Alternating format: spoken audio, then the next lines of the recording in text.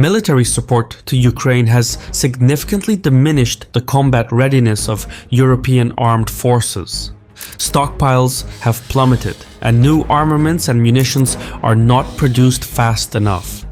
Britain has only around 150 operationally ready Challenger 2 tanks and a dozen serviceable long-range artillery pieces. Meanwhile, France has fewer than 90 heavy artillery vehicles ready to move, which is about the same as what Russia loses every few months on the battlefield. Still more, Denmark has no heavy artillery, submarines, or air defense systems, while Germany's army has enough ammunition for only a few days of battle. As it turns out, much of Europe is simply unprepared for a high-intensity, prolonged armed conflict. Living under the American security umbrella has turned Europe numb. But now that Washington is moving toward a more isolationist stance, the alarm is raised in Brussels. For now, there is no immediate danger to Europe. The Russians are constrained by the war of attrition in Ukraine. However, if Russia ultimately wins in Ukraine, Moscow will rearm within 3 to 4 years and then likely start up some new conflict elsewhere. President Putin has always mourned the loss of the Soviet Union, which included Ukraine and the Baltic nations, but also much of Eastern Europe as part of its sphere of influence. The premise is clear. In the coming years, Europeans can either step up or start learning Russian. Making these types of videos requires diligent research, writing, and editing. However, YouTube's payout is too low to make it financially sustainable, so every video needs a sponsor. This month, we've had trouble covering our expenses, so we reached out to Ground News to sponsor this video, and thankfully, they came through. Ground News is a platform that gives access to local and regional sources. It allows me to compare headlines on the same story and see how different sources frame certain events. Consider for a moment the following. If Trump wins the presidential election, the US is likely to scale down support to Ukraine. In a recent phone call with Ukrainian President Zelensky, Trump vowed to bring peace if re-elected. Some 90 news articles covered the story.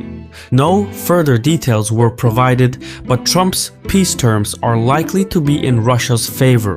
This then makes an indigenous European military-industrial complex more pressing than before. Around the time of Trump's phone call, Germany and Britain signed defense deals to boost military ties. Only 31 articles were published on this story, 6 of which were from Ukraine. These types of deals are likely to increase in the coming months, and it's precisely the nuance that is oftentimes lost in the media. Go to ground.news/Caspian to learn more. Subscribe through my link for 40% off unlimited access. That's what I use for my analysis. By subscribing, you are directly supporting Caspian Report.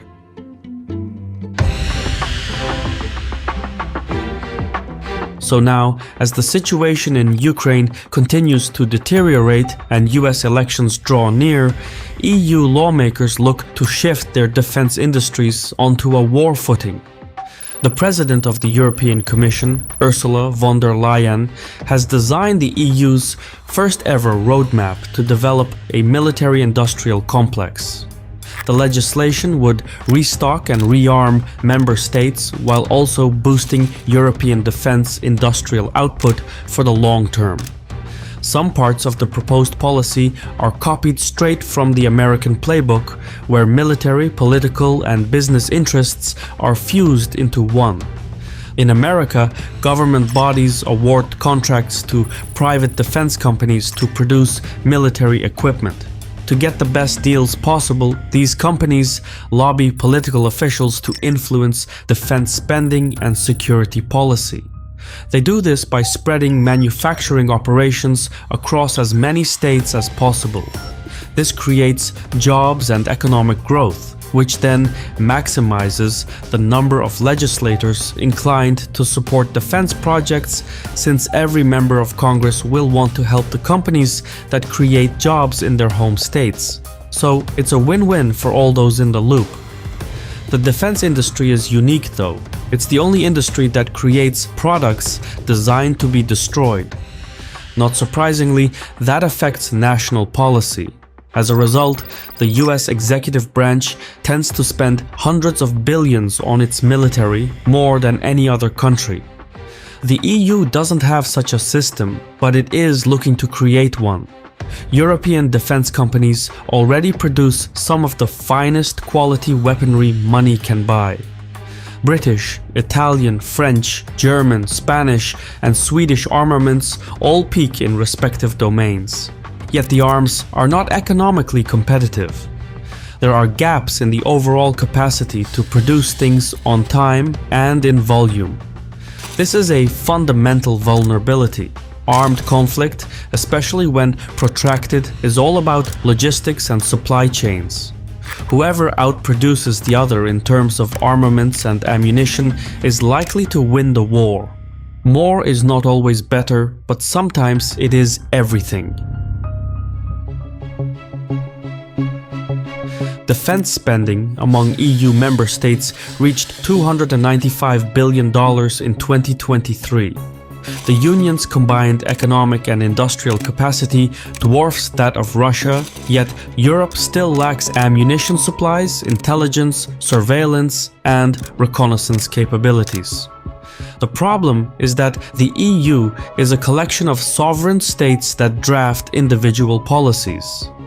National interests, protectionism, and bureaucracy have prevented effective cooperation within Europe.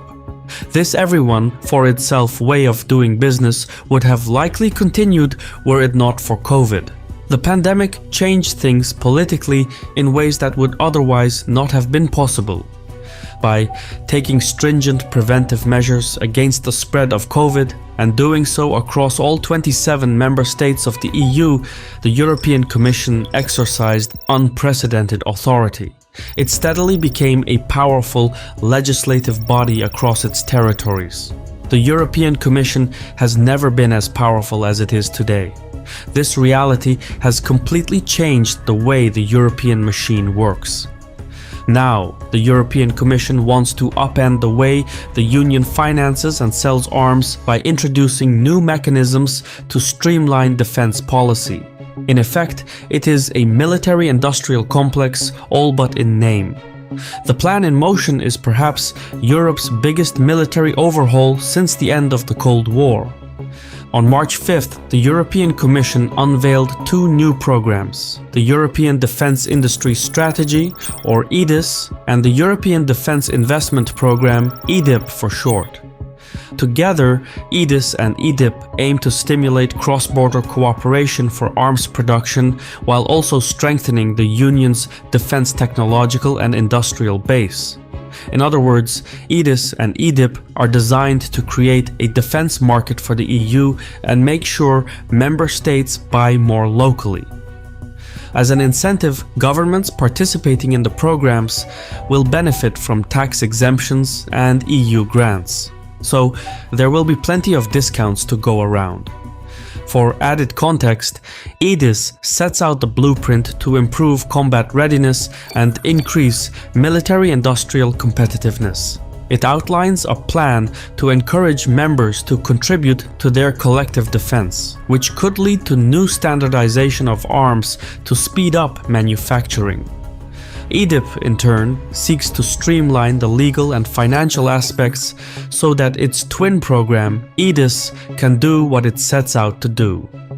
Currently, 78% of European defense spending goes to companies from outside the bloc, with the United States accounting for 63% of that total sum. However, buying from outside the European Union involves almost no European technologies or intellectual properties, which may seem trivial but ultimately dismantles the EU's competitive edge in technology, energy, capital markets, and even universities. So, the transatlantic alliance between America and Europe becomes increasingly lopsided. Through the twin programs EDIS and EDIP, the European Commission wants at least 50% of European arms procurements to go to local suppliers by the end of this decade. Before the European Commission's defense policy can be put into play, it needs to be approved by the European Parliament. However, member states disagree over the financing and what role the Commission itself or other EU bodies will have in coordinating aspects of the military-industrial complex. EU countries have always been protective of their sovereignty, especially when it comes to defense planning and spending. The big players within the Union look to score contracts for their own respective industries. You can't expect France to vote in favor of purchasing Italian weaponry while putting aside its own industries. That would be politically unsustainable.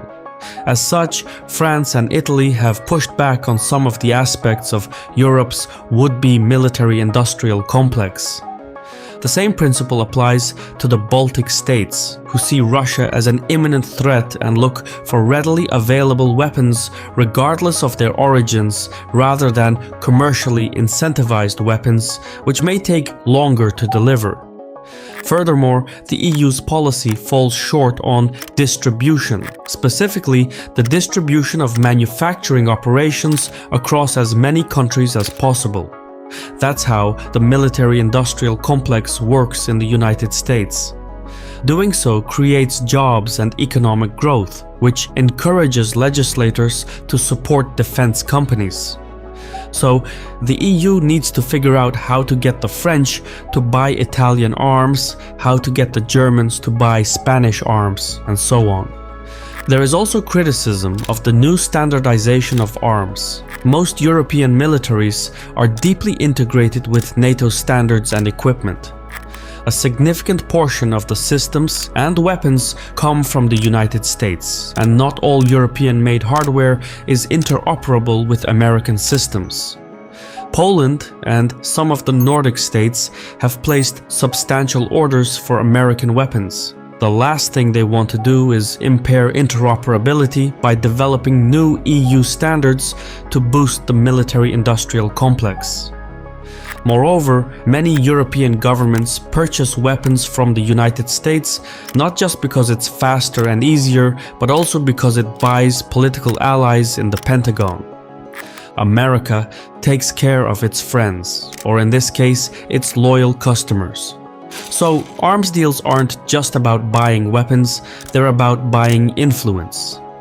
Even so, the European Commission's plan can only succeed if it is well funded. And this is where things go terribly wrong. There is disagreement over who will foot the bill.